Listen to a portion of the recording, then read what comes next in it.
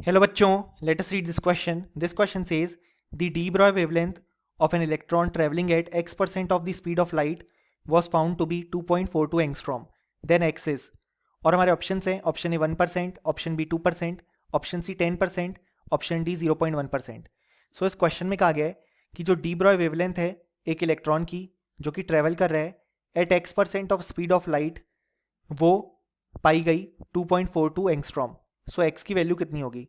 सो इस क्वेश्चन को सॉल्व करने के लिए जो की कॉन्सेप्ट रिक्वायर्ड है हमारे पास वो है concept of de Broglie wavelength.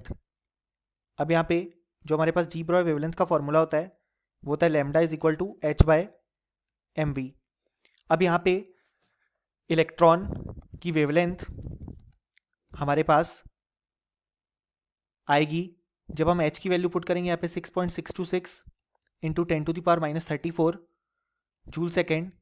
मास हो जाएगा 9.1 इंटू 10⁻⁻31 किलोग्राम.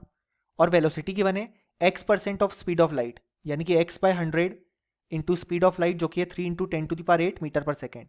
जब ये चीज़ें हम पुट कर रहे हैं तो जो लैम्डा निकल के आ रही है हमारे पास क्वेश्चन ने हमें दी है वो है 2.42 एंगस्ट्रॉम, जिसे हम स्टैंडर्ड यूनिट में पुट करेंगे तो हो जाएगा 2.42 इंटू 10⁻⁻10 मीटर.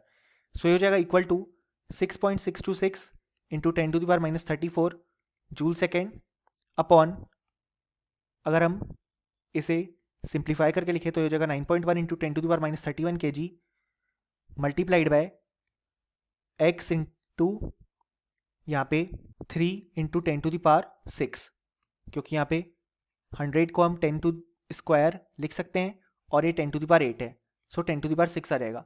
सो यहाँ पे अगर हम सॉल्व करें तो हम लिख सकते हैं x is equal to 6.626 upon 9.1 into 3 into 2.42 multiplied by यहाँ पे 10⁻34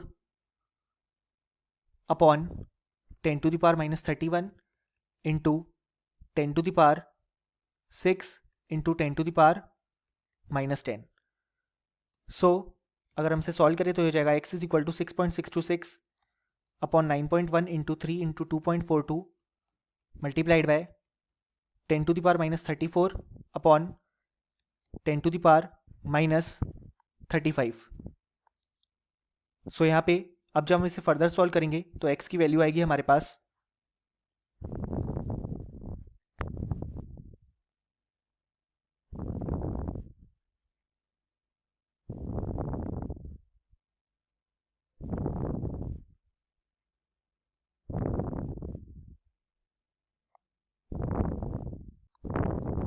इक्वल टू 1.